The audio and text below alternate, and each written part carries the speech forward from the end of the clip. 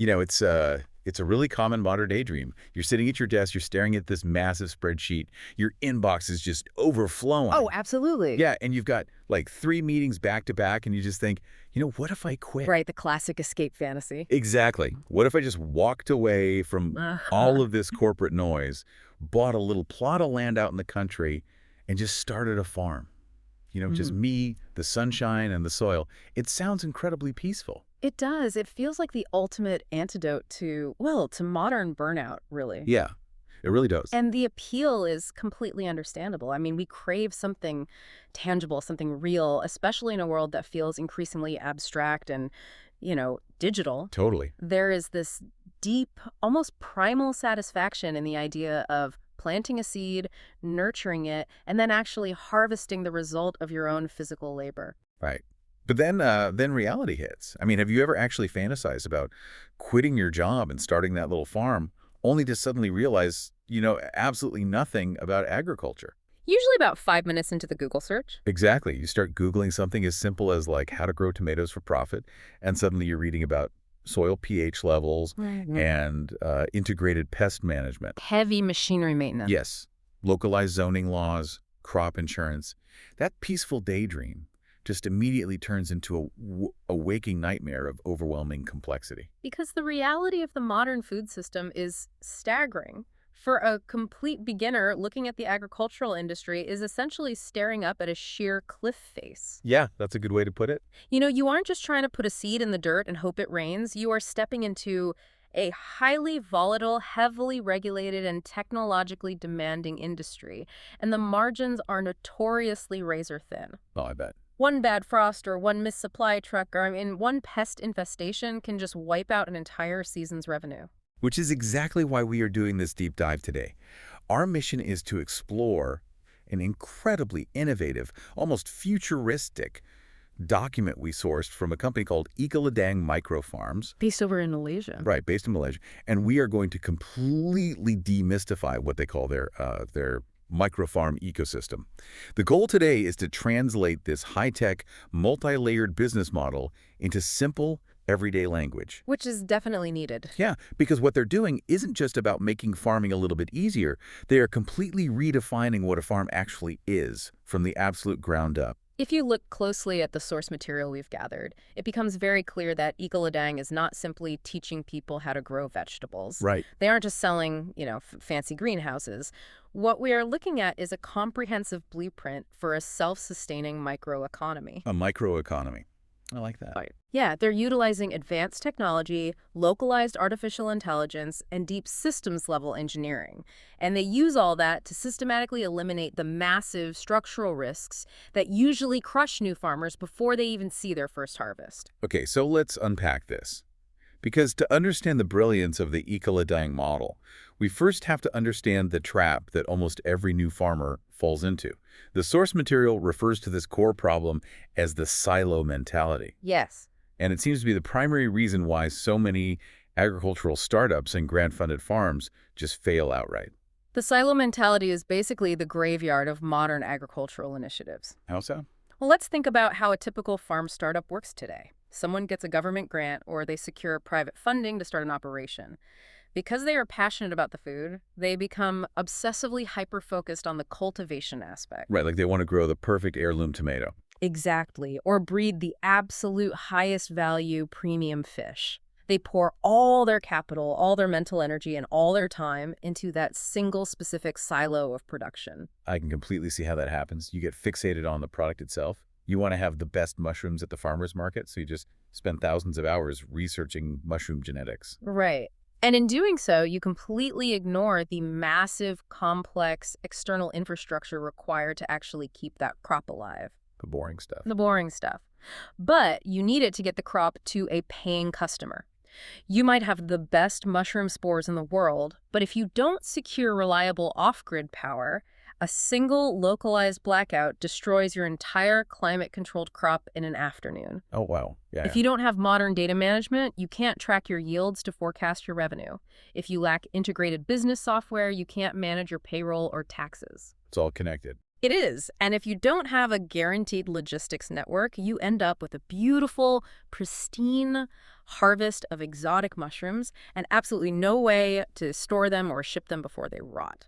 It's like spending all your startup capital designing a beautiful smartphone app. Okay, yeah. Like the code is elegant, the interface is gorgeous, the user experience is flawless, but you completely forgot that you need to actually pay for cloud server space to host the data. Right. And you forgot you have to navigate the bureaucracy to get it approved on the App Store. Oh. You completely forgot to set aside a marketing budget. So you have this masterpiece of an app, but it just dies on your laptop because the infrastructure around it doesn't exist. That is the perfect analogy for traditional agriculture. You can have the best seeds and the best intentions, but without the surrounding infrastructure, the product dies on the vine. Wow. This is where Ecoladang steps in, and this is why their model is so disruptive. They position themselves as the master integrator and, crucially, as friction reducers. Friction reducers. So they aren't just handing you a shovel, giving you a pat on the back, and wishing you luck with the weather. Not at all. They are providing a complete turnkey operational framework. They offer what is essentially a 300 square foot plug-and-play franchise unit. 300 square feet, that's tiny. It's very compact, yes. I want you to visualize an advanced, multi-story commercial building, maybe a high-end corporate office space. Okay, I'm picturing it. When a company rents an office in a building like that, they don't worry about where the electricity is coming from. Yeah. They don't worry about the plumbing, the HVAC system, the security guards at the front desk. Or the commercial zoning license. Exactly. All of those foundational requirements are guaranteed and managed by the building owner. Right, you just move your desks in, open your laptops, and start doing your actual job. Yeah. The friction of running a building is gone. And that is exactly what Ecoladang provides for agriculture. The farmer purchases this micro-farm unit, plugs into Ecoladang's pre-built ecosystem, and can focus purely on cultivation, growth, and the business itself. That's incredible. The friction of the infrastructure, the power, the water, the tech support, the logistics, has been completely abstracted away. It is a brilliant shift in perspective, but that brings up a massive operational question. What's that? To provide that kind of seamless plug-and-play experience, Yeah. you need absolute, uncompromising control over your utilities. Yes, you do. You cannot rely on a fickle external power grid, especially in rural areas where power might drop out during a storm or a heat wave. Oh, definitely not. Because if you lose power in a highly automated, climate-controlled farm, your entire inventory could die in a matter of hours. So how do they generate their own power reliably? This is where we see their commitment to what they call power sovereignty. They are entirely decoupling the farm from the volatile public power grid. Just completely off-grid. Completely. And the genius of their approach is that they are achieving this while simultaneously solving another massive agricultural problem, which is waste. Oh, right, agricultural waste. In traditional farming, agricultural waste things like leftover bamboo, palm fronds, empty grain husks, dead organic matter, it's a costly liability. You literally have to pay someone to haul it away, or you burn it in an open field, which pollutes the air. Yeah, you see those fires all the time in farming areas. Ecoladang takes that liability and transforms it into a decentralized energy source. They do this through a process called integrated gasification and waste pyrolysis. Okay, let's drill down into this specific process because waste pyrolysis sounds incredibly complex. It sounds almost sci-fi. It does sound a bit intimidating. For a complete beginner who just wants to run a farm, what is actually happening inside these machines? How are they getting electricity out of farm trash? The easiest way to understand it is to think of it as baking rather than burning. Baking. Yes. If you set a pile of dried palm fronds on fire in an open field, it simply combusts. It burns up quickly, releasing all its stored energy and carbon into the atmosphere as useless smoke and ash. It's highly inefficient. Okay, that makes sense. Pyrolysis, on the other hand, involves taking that biomass waste and feeding it into a specialized, highly controlled chamber. You then apply extreme heat, but, and this is the foundational secret to the entire process, you do it in an environment with almost zero oxygen. Wait, almost zero oxygen. So because there's not enough oxygen present, the material can't actually catch on fire. It can't burn away. Correct. Without oxygen, standard combustion is physically impossible. Instead, the intense heat causes the organic material to break down at a molecular level. It essentially bakes the waste. Oh, wow. As it thermally decomposes, the solid biomass releases a highly combustible synthetic gas. This is known as syngas. Syngas. So they are cooking the agricultural waste to capture this gas. Yeah. And then that gas is used to run the farm. Yes. They channel that captured syngas directly into powerful on-site generators. This provides clean, continuous, self-generated electrical power to run the entire microfarm ecosystem. Everything. The climate control systems, the water pumps, the LED grow lights, the computer servers, everything is powered by the energy extracted from the farm's own waste. They have achieved complete, localized energy independence. That alone is an incredible feat of engineering. I mean, you're entirely off the grid and totally immune to rolling blackouts. It's a huge advantage. But, when I was reviewing the source notes, there was a detail about this energy process that completely reframed the financial model of this farm for me. Oh, the byproducts. Yes, because capturing the gas to make electricity is only half the story.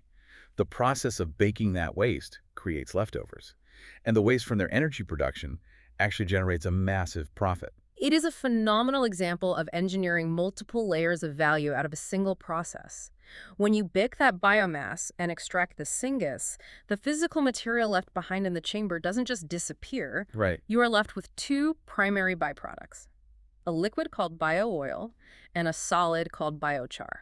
Biochar is an incredibly carbon-rich substance, somewhat similar to a highly porous, specialized charcoal. Okay. Ecoladang doesn't throw this away. They take that biochar and utilize further on-site refinement to process it into what is known as activated carbon. Activated carbon. And just to give some context to the listener, activated carbon is an industrial powerhouse material. It really is. It's literally the black powder inside the water filter in your fridge. It's used in massive commercial air purification systems. It's used in emergency medical treatments to absorb toxins, and it's used heavily in industrial environmental cleanup. It is a premium, highly sought-after, internationally traded commodity. It has immense, stable global market demand. By refining this on-site, Ecoladang has created a highly profitable, completely non-agricultural revenue stream that operates continuously. If we stop and really think about what that means for the financial resilience of a new farmer, it is mind-blowing. It changes the game. Let's look at a worst-case scenario. You start your farm right out of the gate. Before a single vegetable has grown, before a single fish is big enough to sell, the farm is already generating its own free electricity and manufacturing a highly valuable industrial commodity. Exactly. Let's say you make a massive mistake in month 1 and your entire crop of mushrooms dies. In a normal scenario, you are bankrupt. It's over. But in this ecosystem, you are still generating revenue selling activated carbon, and you aren't paying a dime for your electricity. You have built-in financial armor. It systematically de-risks the most dangerous phase of starting a business, the initial startup period. The farm is economically viable based purely on its waste processing and energy generation capabilities. The actual food they cultivate becomes, financially speaking, highly profitable bonus revenue. Okay, so we have a farm that is generating its own power and making money off its own carbon byproducts. Yep. But let's look at the actual operation of the farm itself. We're talking about a highly technological environment. Automated systems, sensors, software, data dashboards, Very high. which naturally brings up a major concern. If this farm is run by high-tech software, isn't that a massive vulnerability? It's a common fear, yes. I mean, I have a smart home setup, and half the time my smart thermostat refuses to connect to the Wi-Fi. If a software update fails on this farm or the local network drops out, does the whole farm die? Do all the fish suffocate because a digital pump stops responding to an app? That is perhaps the most critical vulnerability in any automated system, and it's a very valid concern. If you are going to rely on automation to keep living things alive, that automation must be completely infallible. Exactly. Ecoladang addresses this head-on in their infrastructure design. They borrow a concept from the highest levels of the tech industry, places like Google or Amazon Web Services, called Enterprise Site Reliability Engineering, or SRE. SRE, okay. The core philosophy of SRE is that you must assume things will eventually fail. Hardware degrades, software has bugs, so you design the overarching architecture to guarantee maximum uptime regardless of those inevitable individual failures. That sounds great in theory, but how does that actually manifest on the farm? How do they stop a software glitch from crashing the life support systems? They utilize a brilliantly simple yet robust concept called a three-tier hardware architecture. What this means, translated into plain language, is that they strictly physically isolate the mission-critical life support systems of the farm from the more complex, experimental, or higher-level IT networks. So the advanced AI software isn't actually directly wired to the vital machinery. They ensure the vital machines do not rely on the high-level software to function at their most basic life-sustaining level. The physical equipment that keeps the animals and plants alive, the water pumps, the temperature control valves, the oxygen aerators, and the fish tanks, these are all controlled by hardwired PLCs. PLCs. Let's define PLCs for the listener. What exactly are those? Programmable logic controllers. These are essentially industrial computers, but they are incredibly simple, rugged, and for all intents and purposes, uncrashable. Uncrashable. Pretty much. They do not run complex operating systems like Windows or advanced AI models. They run very basic, hard-coded, localized logic. For example, if the water level sensor drops below point X, turn on water pump Y. Oh, I see. That logic is hardwired directly into the equipment. They don't need a Wi-Fi connection. They don't need to ping a cloud server. I've always thought about this kind of architecture like the human brain. How so? Well, the PLCs are like the brainstem. Your brainstem just keeps your heart beating, your lungs breathing, and your blood pressure stable without you ever having to consciously think about it. It is simple, automatic, and incredibly reliable. That's very true. The complex IT network, the AI, the data dashboards, that is the cerebral cortex. That's the part doing the high-level thinking, analyzing the historical data, predicting the crop yields, optimizing the lighting schedules. Right. But if you get a concussion and your cerebral cortex gets confused, your brainstem doesn't stop working. It keeps you breathing while the rest of the brain reboots. That is a highly accurate analogy. If a complex software dashboard crashes, or if the main server needs to go offline for a security update, those hardwired PLCs don't even register the disruption. They just keep going. They just quietly continue executing their hard-coded logic, ensuring the irrigation flows, the oxygen bubbles, and the climate controls remain perfectly stable. The crops and the livestock are completely insulated from software failures. Okay, that handles the software side. But physical hardware breaks too. It always does. A pipe bursts, a gear and a motor strips, a fan blade cracks. In a normal agricultural setting, if a highly specialized piece of imported equipment breaks, you have to call a manufacturer, order a replacement part from overseas, and wait 3 weeks for it to clear customs, while your farm slowly grinds to a halt. How does a micro-farm handle physical breakdowns without a massive supply chain delay? This is where Ecoladang's integration of localized infrastructure shines. They don't just build the growing units, they build on-site technical workshops directly into the ecosystem hubs. Oh, wow. We're talking about facilities equipped for heavy mechanics, precision welding, and advanced 3D printing fabrication. So they aren't waiting on supply chains. Exactly. It is about establishing true operational self-sufficiency. If a custom valve in the irrigation system cracks, the farm manager doesn't halt production to wait for a delivery truck. They fix it themselves. An on-site technician walks into the workshop, pulls up the precise CAD file for that exact valve, and literally 3D prints a replacement in highly durable polymers. Or they weld a custom steel fix right there on the spot. The operational downtime is reduced from weeks to mere hours. It's like they have engineered a little self-sustaining lunar colony. That's exactly what it feels like. Everything they need to survive, monitor, and repair themselves is contained within the perimeter. Now, we know the physical life support systems are practically bulletproof, and we know they can fabricate their own parts. But who or what is actually making the complex day-to-day operational decisions on the farm? Ah, the AI. Right, because a single farmer cannot manually tweak the humidity dials for thousands of mushrooms every 5 minutes. He absolutely cannot, and they aren't expected to. That immense computational heavy lifting is handled by what Ecoladang calls the data environment fabric. The data environment fabric. Yes. This is essentially the artificial intelligence brain of the farm, and the architecture is divided into two distinct parts. The precision controlled data space, which they refer to as the PCDS, and the sovereign artificial intelligence space, the SAI. Okay, I'm going to need you to demystify this for us, because the source material gets heavy into tech jargon here. It really does. PCDS, SAIs, Zigbee mesh networks, MQTT protocols, Grafana dashboards. For the absolute beginner listening to this, what is this data environment fabric actually doing on a random Tuesday afternoon on the farm? Let's stick with your human body analogy. Think of this entire system as the central nervous system for the microfarm. The physical facility is absolutely covered in thousands of microsensors. These are the nerve endings. They are monitoring a staggering amount of data in real time. They measure the exact ambient humidity in a specific mushroom cultivation chamber, the RPMs and electrical draw of a specific water pump, the precise pH and nutrient levels in the hydroponic water, and even security data like whether a physical door hinge has been left open for too long. Wow. And all those thousands of nerve endings have to reliably transmit that data back to the central brain without the signal dropping. I assume that is where the Zigbee mesh network comes into play. Correct. Zigbee is a type of wireless communication protocol specifically designed for low-power smart devices in industrial settings. In a standard home Wi-Fi setup, every single device tries to send a signal directly to one central router. Right, and if you go to the backyard, you lose it. Exactly. If a thick concrete wall is in the way, the signal drops. A mesh network operates entirely differently. It functions like a bucket brigade. A bucket brigade. Yes. Sensor A doesn't need to reach the main computer. It just passes its data to sensor B, which passes it to sensor C, hopping from device to device until it reaches the central hub. Oh, that's smart. It is incredibly redundant and reliable.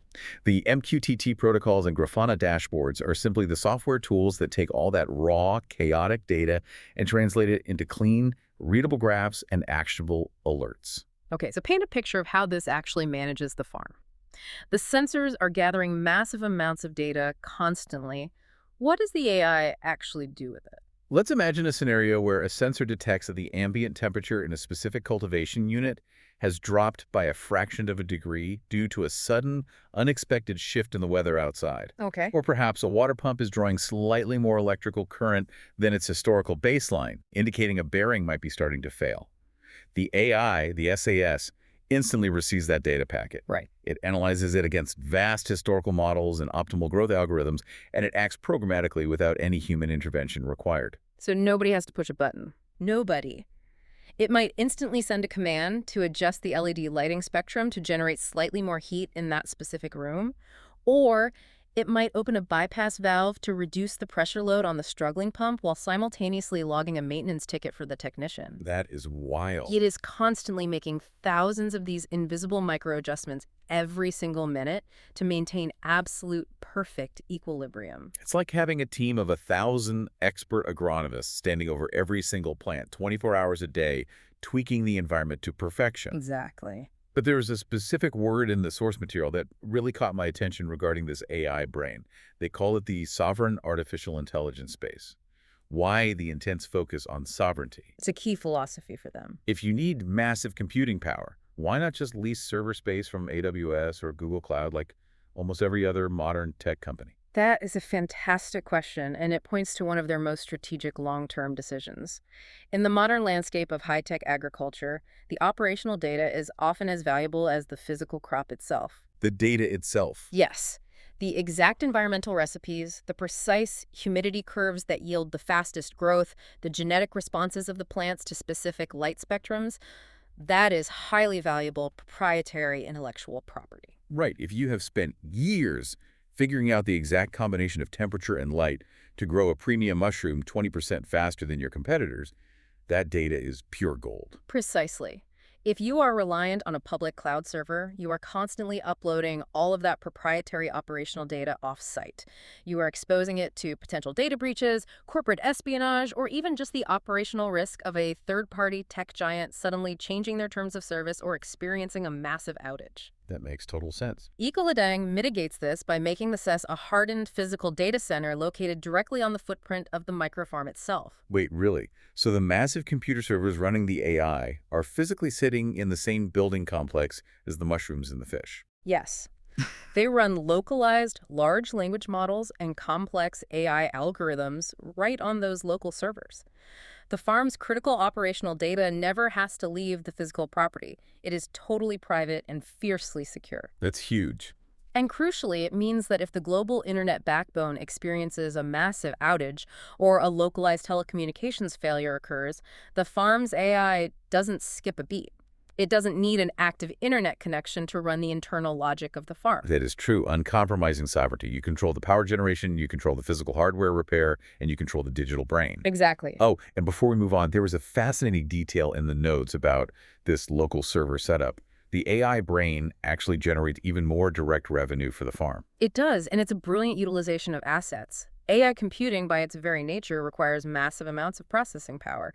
However, Running the baseline operations of the farm doesn't utilize 100% of the server capacity, 247. Okay, so they have extra bandwidth. Yes. When the SACE is not fully utilized for internal operations, Ecoladang can securely partition that spare computing power and offer it globally as sovereign compute services. So let me get this straight. While the farmer is sleeping and the AI is quietly keeping the temperature stable in the greenhouse, those same servers are also renting out their spare digital brain power to a researcher or a company on the other side of the world who needs to run complex calculations. Exactly. It operates as a localized mini data center, providing yet another layer of diversified financial resilience. All right, so we have established this incredible technological fortress.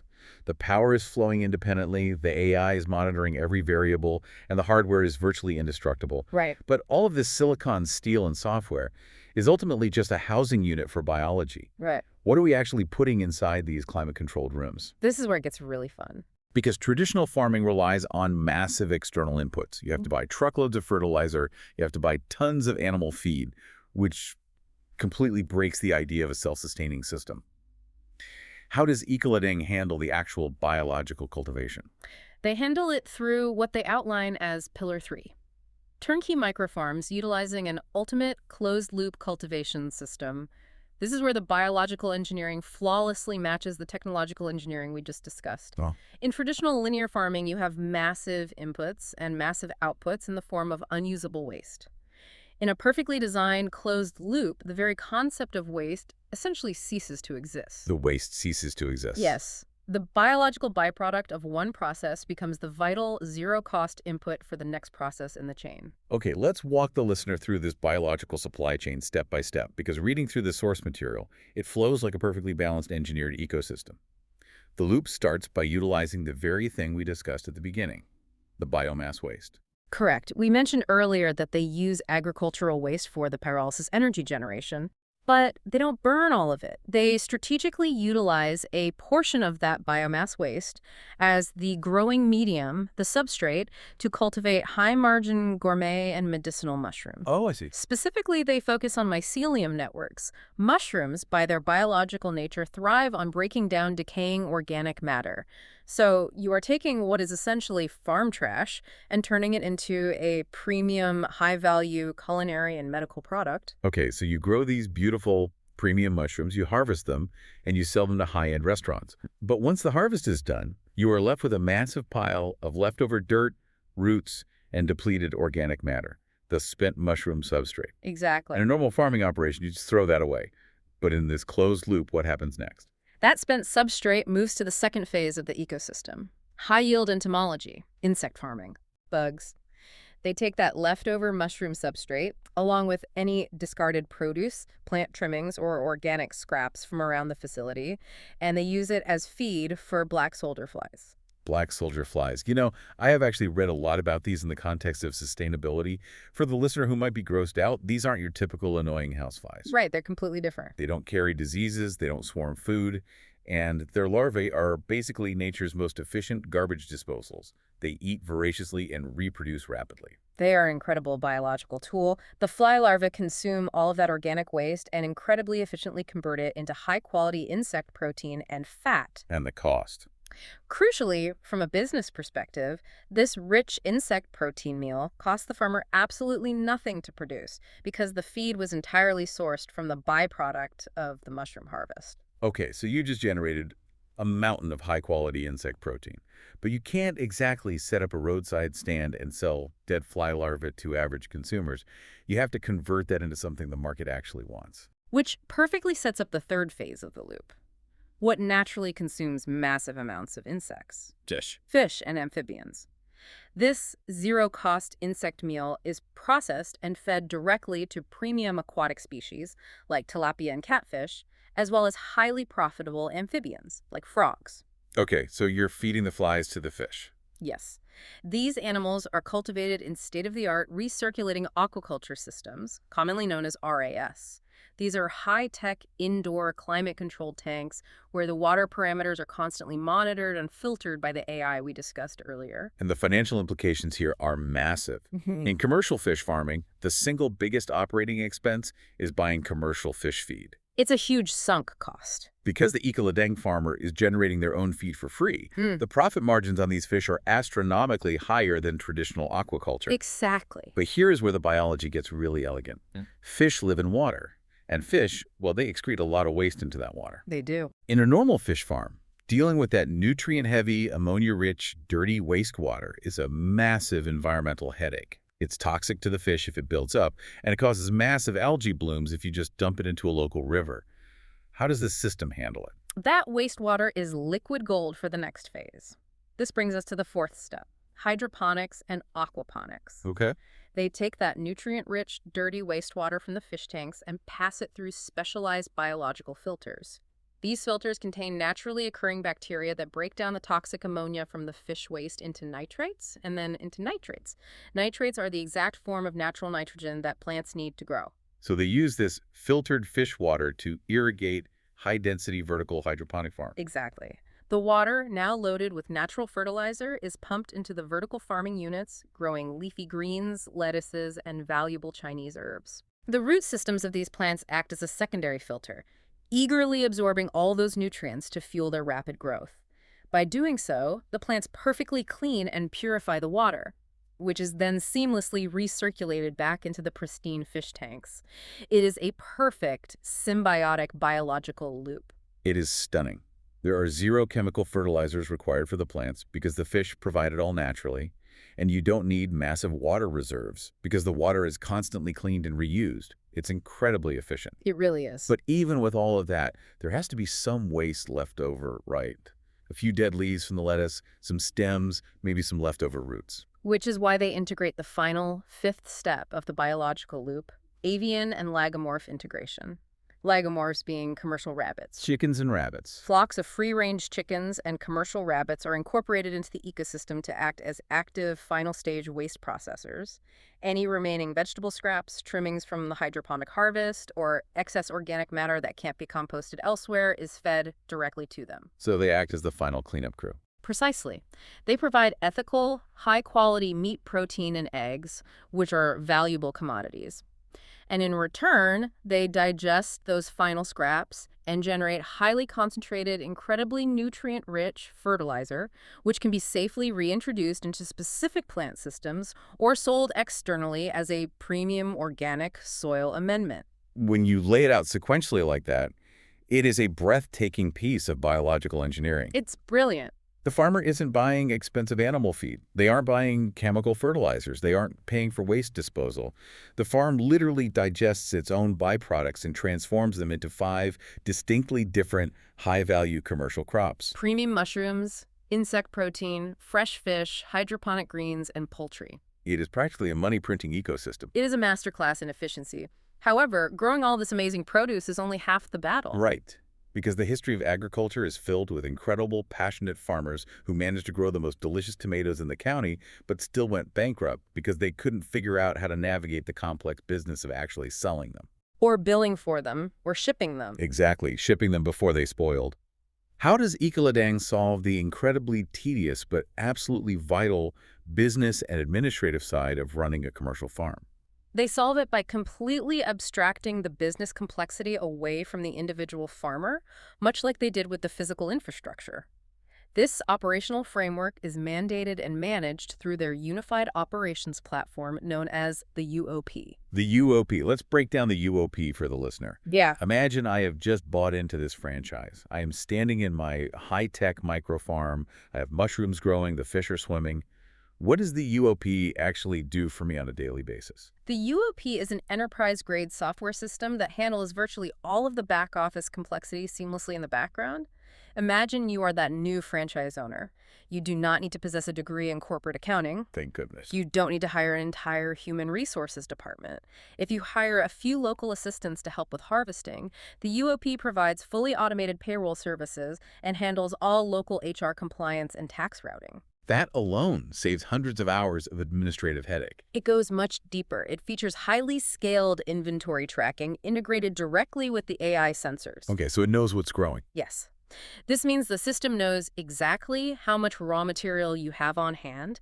It can accurately forecast exactly when a specific crop will hit peak harvest readiness, and it automatically flags what physical equipment requires preventative maintenance based on runtime hours. Wow. It even provides white-labeled, professionally designed localized websites and automated email marketing systems, ensuring your local farm operates and presents itself like a highly sophisticated, established corporate entity from day one. That's incredible. And crucially, all of this sensitive financial and operational data is securely hosted locally on that private PCDS server we discussed earlier.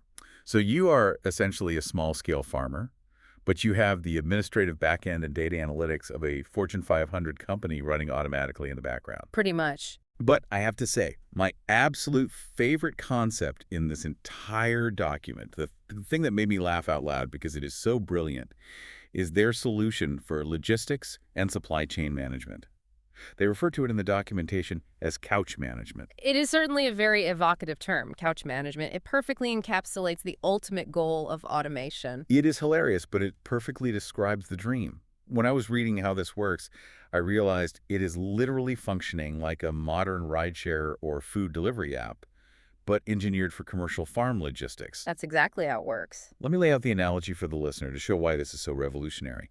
Imagine you are growing a batch of highly sensitive premium king oyster mushrooms. In a normal traditional farming scenario, as those mushrooms approach harvest time, the stress skyrockets.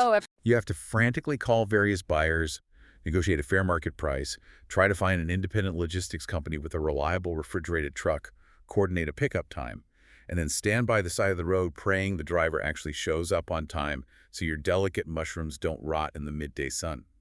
It is highly stressful and incredibly prone to failure. How does couch management change that? With Ecoladang's automated dispatch system, the AI, because it is constantly monitoring the growth metrics, knows exactly down to the hour when those king oyster mushrooms will reach peak commercial ripeness. Down to the hour. Yes. Days in advance, the UOP system automatically pings a vast, pre-vetted network of logistics drivers and buyers. It algorithmically negotiates the pickup and secures the sale. So the farmer doesn't have to make a single phone call? None. The system handles the coordination. As the farmer, you simply receive a standardized notification on your phone or dashboard saying a vetted driver will arrive in exactly 30 minutes to collect 50 kilograms of king oyster mushrooms.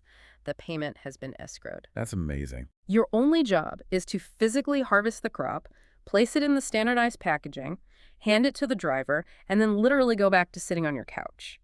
The logistics engine then tracks the delivery via IoT sensors connected to the PCDS to ensure it reaches the buyer safely. And the most critical component of this logistics engine, according to the source material, is maintaining what they call cold chain integrity. I want to highlight this because it is the linchpin that makes the whole financial model work. Why is maintaining an unbroken cold chain so utterly vital here? Because Ecoladang is categorically not targeting the low-margin bulk commodity agricultural market. They are not growing thousands of acres of standard field corn or potatoes to sell for pennies a pound. They are intentionally producing highly perishable, ultra-high-value premium goods, delicate gourmet mycelium, fresh premium tilapia, and highly sensitive Chinese medicinal herbs. To command the top-tier premium prices that make this microfarm model so lucrative, these goods must absolutely reach high-paying urban centers, upscale restaurants, or even international export markets in absolutely pristine, flawless condition. Right. If a logistics truck's refrigeration unit fails for even 1 hour while stuck in traffic in the Malaysian heat, that entire shipment of delicate mushrooms is ruined. The buyer rejects it, and the farmer loses the revenue. Exactly. By controlling the logistics network and utilizing specialized sensor-equipped packaging, Ecoladang guarantees an unbroken, tightly monitored, temperature-controlled transport chain. If a truck's temperature deviates by even a degree, the system flags it instantly. Incredible. By guaranteeing this level of quality control upon delivery, they effectively guarantee premium market access for the franchisee. They completely de-risk the sales and delivery process. You don't have to worry if you can find a buyer for what you grow, and you don't have to worry about the logistics of moving it because the system has already secured the buyer and optimized the transport. Exactly. Okay, so we have spent a lot of time looking inward. We've seen how this incredible technological architecture protects the farmer, optimizes the crops, and streamlines the business. But farms, even highly advanced micro farms, do not exist in a vacuum. No, they don't. They are physical structures located in real-world spaces surrounded by actual communities. How does dropping this futuristic, AI-driven, self-sustaining compound into a rural area affect the human beings actually living there? The social impact is addressed in the final pillar of their model, community and human capital development. And it is arguably one of the most crucial components of their overarching philosophy. Okay. To understand the impact, we have to look at one of the most significant and damaging socioeconomic challenges facing rural areas globally today: human capital flight, which is more commonly known as the brain drain. Right, young people leaving the country for the big city. Exactly. Young, ambitious, technically minded people inevitably leave rural agricultural areas because there are simply no high-paying, technologically advanced career paths available to them locally. Traditional farming is widely perceived as grueling, highly unpredictable, low-paying manual labor. And it often is. It is. So the talent leaves for the urban tech hubs, and the rural communities stagnate economically. Ecoladang's model actively reverses this trend by implanting cutting-edge 21st century industry directly into the rural landscape. How do they actually engage the community, though? Are they just hiring locals to harvest mushrooms, or is there a deeper integration? It goes much deeper. Do you remember the on-site technical workshops we discussed earlier? The facilities equipped with heavy machinery, welding gear, and 3D printers used to maintain the farm's hardware. Yes, the self-sufficient repair base. Those workshops serve a vital dual purpose. They act as officially certified apprenticeship centers, providing formal TVET technical and vocational education and training directly to the local population. They aren't just training locals to pick vegetables or sweep floors. They are utilizing the sophisticated hardware of the farm to train them in high-demand, highly lucrative modern skills. So because the farm uses automated delivery carts, complex sensor arrays, and advanced power generation, they can train people on that exact equipment. Precisely. They offer apprenticeships in electric vehicle maintenance for the logistics fleets, advanced electrical engineering to manage the pyrolysis generators, precision welding, and even data center operations to help monitor and maintain the physical AI servers. They're essentially running a highly advanced trade school right there on the farm property. I saw a comment in the source material that really drove the reality of this home. A user named Tuan Haji Abdul left a comment on an Ecoladang presentation saying, "This is a fantastic idea. It is exactly what we need in Malaysia to create valuable, future-proof jobs for the locals." It's a very powerful endorsement. It really proves that the community immediately recognizes the value of this kind of technological investment. It is not an extractive corporate model that just takes resources and leaves. It is inherently additive. It systematically elevates the entire socioeconomic baseline of the surrounding area. The source material also emphasizes that beyond the specialized job training, the physical establishment of these microfarm hubs brings holistic, macro-level welfare improvements. Like what? Because the high-tech farm absolutely requires robust foundational infrastructure to function optimally, Ecoladang often facilitates bringing in on-site medical clinics, communal learning spaces, and fast, highly secure satellite internet access. All for the community. Infrastructure that the surrounding community is frequently allowed to utilize. The microfarm effectively becomes a centralized beacon of modern infrastructure that uplifts everyone in its orbit. Which is such an incredibly refreshing change from the old model of massive industrial agriculture that often just extracts water, depletes the local soil, and leaves the surrounding community poorer and more polluted. It's a complete paradigm shift. But as we step back and look at all of these interconnected systems together, the power generation, the SRE infrastructure, the AI data fabric, the biological closed loop, the logistics, and the community integration, it brings us to the ultimate underlying philosophy of the entire Ecoladang project, which is their overarching strategy for risk mitigation. This is where we synthesize the entire deep dive, because this model ultimately seeks to answer perhaps the most important question for anyone entering the agricultural sector. How does a new, small-scale farmer actually survive in an inherently unpredictable, chaotic world? Yeah. How do they survive a sudden macroeconomic crash, an unpredictable shift in consumer dietary trends, or a massive, unforeseen global supply chain disruption? Because you can have the smartest AI and the thickest concrete walls in the world, but the real world is still chaotic. Markets crash. Things change. Exactly. And Ecoladang's answer to that inevitable chaos is radical engineered diversification.